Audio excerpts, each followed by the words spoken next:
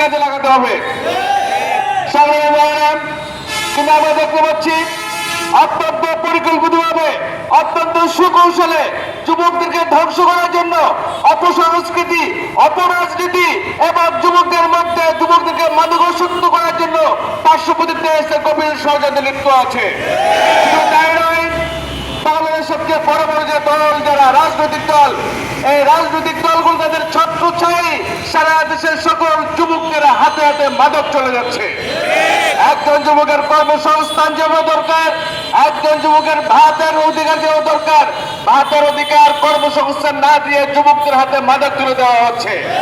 আমরা বাংলাদেশ জামাত ইসলামী বলতে পারি, বাংলাদেশ জামাত ইসলামী সারা দেশে যদি 20% জনশক্তি থাকে, 20% জনশক্তির মধ্যে একজন মানুষকে মাদকাসক্ত পাওয়া যাবে না। আপনাদের দলকে আহ্বান করবো, আপনারা মাদক মুক্ত যুব সমাজ গঠন করে পরিকল্পনা গ্রহণ করুন। মাদক মুক্ত যুব সমাজ ছাড়া এই দেশ সুন্দর দেশ, সোনালী দেশ গঠন করা যাবে না। যতই বড় বড় কথা বলেন, দেশ উন্নয়ন করবেন, দেশ থেকে দুর্নীতি মুক্ত করবেন, সন্ত্রাস মুক্ত করবেন, দেখেন সকল সন্ত্রাস সকল দুর্নীতি সবকিছুর পিছনে মাদক রয়েছে। মাদককে বন্ধ করতে হলে, মাদক যদি বন্ধ করা যায় তাহলে যুব সমাজ সঠিক পথে চলে আসবে। 2000 সালের 12 আগস্ট জাতিসংঘ কর্তৃক একটি নির্ধারিত দিবস। সেই 2000 সালের 12 আগস্ট থেকে শুরু করে অদ্যাবধি পর্যন্ত যুব দিবস হিসাবে পালিত হচ্ছে। আজকের এই দিবসের যে প্রতিপাদ্য বিষয়, যুবকরা সচেতন থাকবে, যুবকরা কোনো নেশাগ্রস্ত হবে না, যুবকরা কোনো অপসংস্কৃতির ধারের কাছে যাবে না, যুবকরা তাদের চরিত্রকে ঠিক রাখবে, নৈতিকতাকে বজায় রেখে দেশ এবং সমাজকে গড়ার কাজে লিপ্ত হবে। কিন্তু আজকে আমরা কি দেখছি? আজকে বাংলাদেশের অধিকাংশ যুব সমাজ যারা তাদের নৈতিক চরিত্রকে হারিয়ে বাংলাদেশকে একটি অতল গহ্বরে নিয়ে যাওয়ার জন্য চক্রান্ত করছে। বিশেষ করে পার্শ্ববর্তী দেশের সংস্কৃতি আগ্রাসন, পাশ্চাত্য সভ্যতার সাংস্কৃতিক আগ্রাসন বাংলাদেশের যুব সমাজকে এমন ভাবে কুড়ে করে খেয়েছে। আজকে যদি আপনি মসজিদে ফজরের নামাজের খোঁজ নেন, দেখবেন 1 থেকে 1.5 কাতারের বেশি মানুষ হয় নাই।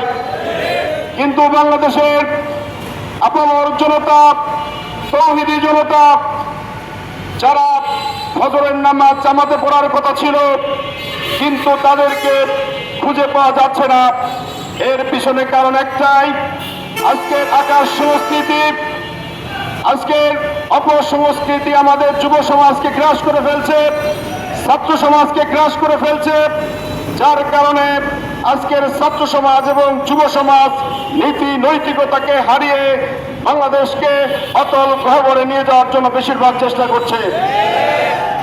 এই অবস্থান থেকে বাংলাদেশ জামাত ইসলামী এবং ইসলামী ছাত্র শিবির এই ছাত্রদের নৈতিকতাকে, ছাত্রদের চরিত্রকে অপসংস্কৃতির সৈলাভ থেকে রক্ষা করার জন্য তারা আপ্রাণ চেষ্টা চালিয়ে যাচ্ছে। যার প্রেক্ষিতে আপনারা দেখবেন 2024 সালের যে কোনো অভ্যুত্থান হয়েছিল, এই কোনো অভ্যুত্থানে বাংলাদেশ ইসলামী ছাত্র শিবির সামনের কাতারের থেকে নেতৃত্ব দিয়ে ওই স্বৈরাচার ফ্যাসিবাদকে বিদায় করে বাংলাদেশের দ্বিতীয় স্বাধীনতা অর্জন করে নিয়ে আসছিল। এর পিছনে কাজ করেছে নৈতিকতা সম্পন্ন যুব সমাজ। আজকে যদি আপনি খেয়াল করেন, 24-এর কোন অভ্যুত্থানের চেতনাকে রক্ষা করার জন্য 24-এর যারা শহীদ হয়েছে, আহত হয়েছে, পঙ্গুত্ব বরণ করেছে, তাদের রেখে যাওয়া কাজকে আঞ্জাম দিয়ে বাংলাদেশকে সঠিকভাবে পরিচালনা করার জন্য কারা বাংলাদেশে আপ্রাণ চেষ্টা করছে, তাদের নাম কি? তাদের নাম হচ্ছে বাংলাদেশ ইসলামী ছাত্র শিবির, তাদের নাম হচ্ছে বাংলাদেশ জামাত ইসলামী। এই জামাত ইসলামী এবং ইসলামী ছাত্র শিবিরের যুবকরা আগামী দিনে দেশ গড়ার প্রতিশ্রুতিবদ্ধ। প্রয়োজনে আমরা জীবন দিতে পারি, কিন্তু ওই বুর্জোয়া পাশ্চাত্য সভ্যতার কাছে, স্বৈরাচারের কাছে আমরা মাথা নিচু করব না ইনশাআল্লাহ। তাই আসুন আজকের এই যুব সমাজকে সাথে নিয়ে আমরা আমাদের প্রিয় বাংলাদেশ গড়ে তুলি। ন্যায় এবং ইনসাফের ভিত্তিতে একটি সমাজ ব্যবস্থা করার উদাত্ত আহ্বান জানিয়ে আমি আমার বক্তব্য এখানে শেষ করছি। আসসালামু আলাইকুম রহমতুল্লাহ। বাংলাদেশ জিন্দাবাদ, জামাত ইসলামী জিন্দাবাদ, গাজীপুর জেলার যুব বিভাগ জিন্দাবাদ। 2000 সালের 12 আগস্ট জাতিসংঘ কর্তৃক একটি নির্ধারিত দিবস। সেই 2000 সালের 12 আগস্ট থেকে শুরু করে অদ্যাবধি পর্যন্ত যুব দিবস হিসাবে পালিত হচ্ছে।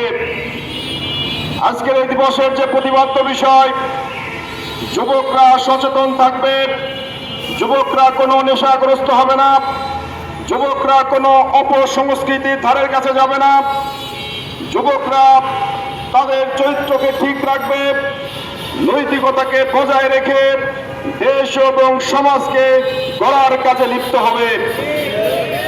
কিন্তু আজকে আমরা কি দেখছি? আজকে বাংলাদেশের অধিকাংশ যুব সমাজ যারা তাদের নৈতিক চরিত্রকে হারিয়ে বাংলাদেশকে একটি অতল গহ্বরে নিয়ে যাওয়ার জন্য চক্রান্ত করছে। বিশেষ করে পার্শ্ববর্তী দেশের সংস্কৃতি আগ্রাসন, পাশ্চাত্য সভ্যতার সাংস্কৃতিক আগ্রাসন বাংলাদেশের যুব সমাজকে এমন ভাবে কুরে করে খেয়েছে। আজকে যদি আপনি মসজিদে ফজরের নামাজের খোঁজ নেন, দেখবেন 1 থেকে 1.5 কাতারের বেশি মানুষ হয় নাই। কিন্তু বাংলাদেশের আপামর জনতা, তৌহিদি জনতা, যারা ফজরের নামাজ জামাতে পড়ার কথা ছিল কিন্তু তাদেরকে খুঁজে পাওয়া যাচ্ছে না। এর পিছনে কারণ একটাই, আজকের আকাশ সংস্কৃতি, আজকের অপসংস্কৃতি আমাদের যুব সমাজকে গ্রাস করে ফেলছে, ছাত্র সমাজকে গ্রাস করে ফেলছে। যার কারণে আজকের ছাত্র সমাজ এবং যুব সমাজ নীতি নৈতিকতাকে হারিয়ে বাংলাদেশকে অতল গহ্বরে নিয়ে যাওয়ার জন্য বেশিরভাগ চেষ্টা করছে। এই অবস্থান থেকে বাংলাদেশ জামাত ইসলামী এবং ইসলামী ছাত্র শিবির এই ছাত্রদের নৈতিকতাকে, ছাত্রদের চরিত্রকে অপসংস্কৃতির সৈলাভ থেকে রক্ষা করার জন্য তারা আপ্রাণ চেষ্টা চালিয়ে যাচ্ছে। যার প্রেক্ষিতে আপনারা দেখবেন 2024 সালের যে কোনো অভ্যুত্থান হয়েছিল, এই কোন অভ্যুত্থানে বাংলাদেশ ইসলামী ছাত্র শিবির সামনের কাতারের থেকে নেতৃত্ব দিয়ে ওই স্বৈরাচার ফ্যাসিবাদকে বিদায় করে বাংলাদেশের দ্বিতীয় স্বাধীনতা অর্জন করে নিয়ে আসছিল। এর পিছনে কাজ করেছে নৈতিকতা সম্পন্ন যুব সমাজ।